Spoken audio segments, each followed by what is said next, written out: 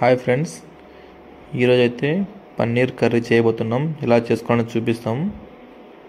ముందుగా అయితే పన్నీర్ చిన్న ముక్కలుగా కట్ చేసుకోవాలి.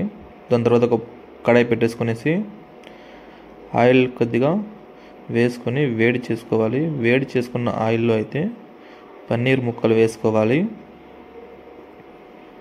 చిన్నగా కట్ చేసి పెట్టుకున్న పన్నీర్ ముక్కలు వేసుకొనేసి దాన్ని అయితే కొద్దిగా బ్రౌన్ కలర్ వచ్చే వరకు వేడి చేసుకోవాలి.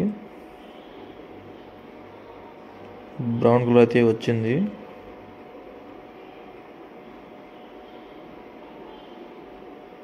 దీన్ని అయితే వేడైన తర్వాత సైడ్కి తీసుకునేసి అదే బౌల్లోనే ముందుగా కట్ చేసి పెట్టుకున్న టమోటా అయితే వేసుకోవాలి.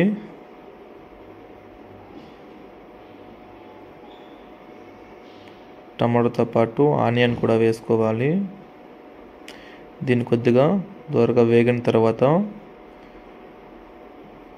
ఇప్పుడైతే గోడంబి వేసుకుందాం. అందులోనే చెక్క, లవంగం, మిరియాలు, యాలక్కి కూడా వేసుకోవాలి. దీన్ని అయితే కొద్దిగా ఫ్రై చేసుకునేసి మిక్చర్కి అయితే వేసుకోవాలి.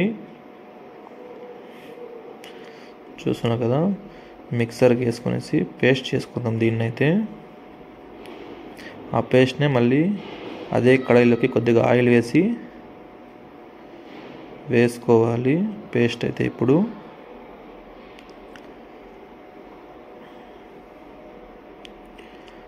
అదే మిక్సర్లోకి కొద్దిగా వాటర్ యాడ్ చేసుకునేసి కొద్దిగా పసుపు అయితే వేసుకుందాం. అలాగే కొద్దిగా గరం మసాలా, అలాగే తగినంత సాల్ట్, అలాగే తగినంత చిల్లీ పౌడర్ వేసుకొని గ్రైండ్ అయితే చేసుకుందాం. ఆ మసాలాని అయితే ఇప్పుడు ఈ బౌల్లోకి వేద్దాం. కడాయిలోకి అయితే దీన్నైతే కొద్దిగా వాటర్ యాడ్ చేసుకుందాం. అలాగే కొద్దిగా పెరుగు అయితే వేసుకుందాం. కొద్దిగా అల్లం వెల్లుల్లి పేస్ట్ అయితే వేసుకుందాం. పేస్ట్ వేసుకునేసి ఒక 5 minutes లో ఫ్లేమ్లో బాయిల్ చేసుకుందాం. దీన్ని బాయిల్ అయిన తర్వాత అయితే 5 minutes మనం ముందుగా వేడి చేసి పెట్టుకున్న పన్నీర్ ముక్కలు అయితే వేసుకుందాం. పన్నీర్ ముక్కల్ని కూడా 5 minutes లో ఫ్లేమ్లో బాయిల్ చేసుకుంటే మనకు కావాల్సిన పన్నీర్ కర్రీ అయితే రెడీ అయిపోతుంది. దీంట్లో కొద్దిగా కొత్తిమీర వేసుకునేసి సర్వ్ చేసుకుందాం. Please subscribe.